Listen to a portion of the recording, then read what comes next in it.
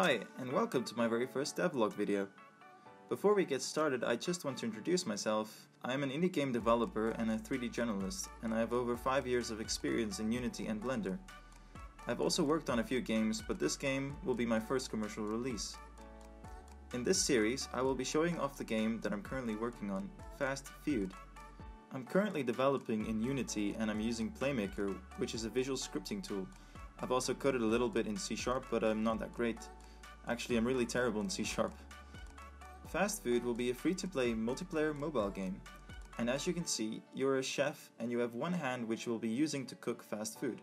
The goal is to cook faster than the other person and satisfy the customer with the correct meal. I want the game to be quite competitive, as you'll be able to mess around with the other player, like calling them on the phone or throwing rats at their kitchen, which will eat their food. The quicker you help a customer, the more money and points you will earn. It will also be possible to under or overcook items, which will still earn you points, but less than cooking it perfectly. Alright, so now that you know what the game is all about, let's take a look at how I got started.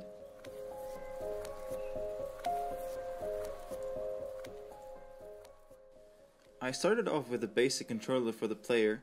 It's just a simple mouse look with the hand parented to the camera and a fixed joint on the rigid body. This way I can interact with everything, and it's more or less how a real hand would behave. I also added picking up objects, and you can push them and throw them around. The results looked kinda goofy, but I liked it and I thought it would fit with the concept and style of the game. As for the character and the demonic arm sticking out of his chest, I knew I didn't look great and I had to do something about it. I just didn't know how I was planning to do the first person and third person perspectives yet. When I started this project, I already had experience in augmented reality, and I thought Feud will be perfect if it was done in AR. I did a few tests and the results were okay, but not as great as I thought it would be, because I already ran into a few problems that could potentially make the game not as fun or maybe a little frustrating. AR uses the camera of your device along with depth centering to calculate where surfaces are and places point data to wrap around the scanned areas. It works really well in bright rooms with good lighting, but suffers when areas are too dark or flat in color. This was already a problem for my game, since players won't always have favorable lighting or the space to move around in. With all these potential problems, I decided to keep developing the game in AR because of all the benefits it has, like moving around in all 3 dimensions.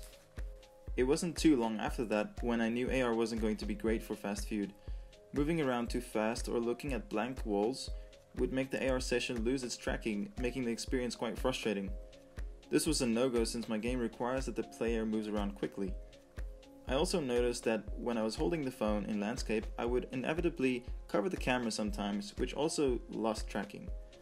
Not to mention, AR does not support all devices, and unfortunately only the most modern devices have AR capabilities. So if AR wasn't going to work for me, I had to think of different solutions for the game. I knew that I'd experienced games before that would allow me to just look around, and I remembered a lot of Facebook videos had these kind of mechanics. But they didn't use AR. They used the built-in gyroscope in my phone.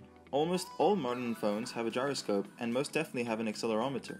I didn't have any experience on how to use these devices in Unity, but with help of Google and GitHub, I was able to get started quickly. I was really satisfied with the results of the gyroscope. It was functioning just as well as it was in AR.